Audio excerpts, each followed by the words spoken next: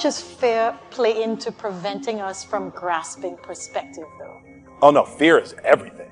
Yeah, like if there was one concept that I would suggest to people to take a daily confrontation with, is fear. The problem with fear is that it lies, right? So fear tells you, hey, you know, if you say that to that girl, she's gonna know she has you, you know, and she'll never really be attracted to you if she knows how much you attracted to her. Don't say that. No, how we get her is when she walks by, ignore her. Right, it's You know, it's like pop it on your shoulder. fear tells you dumb shit like that, right? You know, so yeah, for me, the daily confrontation with fear has become a real practice for me since about three years ago. I went skydiving in Dubai, right? And skydiving is a really interesting confront with fear, right? So I gotta stand up. I'm sorry, I gotta stand up. All right. So all your friends, what happens? You go out. Oh, sorry. I dropped my thing. So what happens is you go out the night before, and you take a drink with your friends, and somebody says, "Yeah, we should go skydiving tomorrow." And you go, "Yeah, we'll go skydiving tomorrow." Yeah, and you go, "Yeah," and everybody goes, "Yeah," right? And you go home by yourself. You're like, right? You're like, well, I mean, they was drunk too. Right, so maybe they not, maybe, I mean, we don't have to go, we don't have to do it. So then that night you're laying in your bed and you just keep, and you're terrified. You keep imagining over and over again jumping out of an airplane, and you can't figure out why you would do that, right? And you're laying there and you have the worst night's sleep of your life, but you still have the hope that your friends were drunk, right? So you wake up the next day and you go, down and you say where you were going to meet, and everybody's there. You're like, oh shit. All right, cool. Right? So you get in the van and you don't know that your friends had the same night that you had, because they're pretending like they didn't. They're like, yeah, man, my uncle's a Navy SEAL, and this is going to be great. I've been looking forward to this. And you're like, oh my God. And your stomach is terrible. You can't eat and everything, but you don't want to be the only punk who doesn't jump out of this airplane. So you get there, and then you have this safety brief. And you're standing there, and the guys will tell you, well, if the chute doesn't open, what's going to happen is why the hell, what could happen? That the chute wouldn't open, right? So you do a thing, and what you do is your first jump, you're attached to a guy who is going, he's going to walk you out. So you go, and you get there, and there's an airplane, and nobody's stopping. Everybody's still going. So you get onto the airplane, and you're sitting there, and it's extra because you're sitting on some dude's lap, some stranger. You're sitting on his lap, and it's like, you get trying to make small talk. Yeah, man. So you be jumping with people all the time, huh? Right? So, and then you just want to make sure, you got kids, right? You got people you need to see, right? You just want to make sure he's serious, right? So you get in there, so everything's normal. So you fly and you go up to 14,000 feet, and you notice there's a light. It's red and it's yellow and green, right? So right now the light's red. So then you start thinking at some point the light's going to go green, but you don't know what's going to happen, right?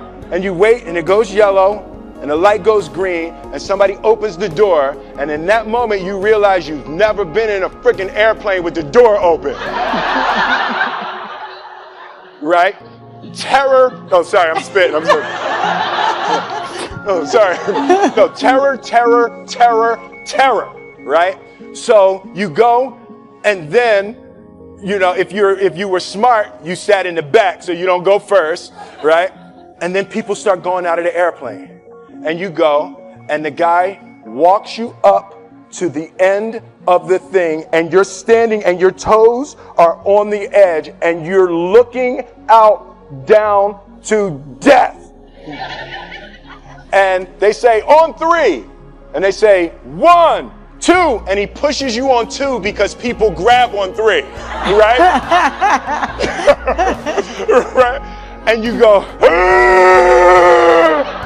and you fall out of the airplane, and in 1 second, you realize that it's the most blissful experience of your life. You're flying, right? It doesn't feel like falling, right? It's like you actually are kind of held a little bit by the wind, and then you start falling, and there's zero fear. You realize that the point of maximum danger is the point of minimum fear.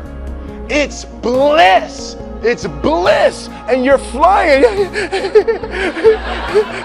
right? And you're doing that, and then 20 seconds, 25 seconds, 40 seconds, and you have enough time to just kind of be like, oh, shit, that's that building. That's not like that one. Oh, you can see the ocean. Right? You start doing all of that, and the lesson for me was, why were you scared in your bed the night before? What do you need that fear for? Just don't go. Why are you scared in your bed 16 hours before you jump? Why are you scared in the car? Why could you not enjoy breakfast? What did you need that? The fear is fear of what? You're nowhere even near the airplane. Everything up to the stepping out, there's actually no reason to be scared. It only just ruins your day. You don't have to jump. And then in that moment, all of a sudden, where you should be terrified is the most blissful experience of your life. And God placed the best things in life on the other side of terror. On the other side of your maximum fear are all of the best things in life. You know? Mm-hmm. So that was sorry. So that was, no, it's good. That was my experience with skydiving and fear. All right. So practically speaking. But I didn't like that take. I'm going to do it again. Back to the top. I can sell that better. Oh, no. when you decide to do something like that, like, how does it work practically? Do you call your wife and be like, I might be dead tomorrow? Right. No, but that's... But I made a drunk promise. Yeah, I made a drunk promise. Yeah. How about this? So I jumped. I had such a mystical, powerful, spiritual experience. I flew home and got my sons, and I went back, and 10 days later, my sons jumped, right? Yeah. Now, that was a little different. Oh, let's see, that makes me stand up, right? Because I'm scared, right? So Jaden went first, right? Jaden wants to do everything first. So I'm sitting there and I'm like, yeah, my sons are going to have this crazy experience. And then Jaden went out of the airplane. And I was like, Then my oldest son, Trey, goes up and he goes out of the airplane. And I was like, this could potentially be the worst display of African-American parenting in history. Right. I was like, both my sons just fell out of an airplane. Jump. Right? Jump. Right. Because I told them to. But again, the fear again. I was like, oh my God. So I told the dude, I was like, listen, I want to see them go out, but I also want to see them land. And he's like, no, it's cool. So this time we went out and we did the straight bullet, and I just went straight down past them. Right? It was like, and he's like, good. Right, did the bullet straight past, pulled the chute late. Oh, sorry, it makes me spit. I'm sorry. Pulled the chute late, landed, and then videoed them coming down. But it was like, they had the same thing, the same experience with the fear. But that I'm telling you, the confrontation with fear is an absolute magical way of facing the things we have to do in this life. You know, forget security, live for experience. So with that, every morning when I get out of the bed, you know, I haven't fixed everything in the world yet, so there's always something to do. And in this film, I read an interesting quote from the Siddhartha Gautama, the Buddha. He said that good people have to get out of the bed every day and try to empty the ocean with a ladle, right? And I thought that was, you know, I knew that was profound, and I paused for a second and I said, all right, what the hell is a ladle, right?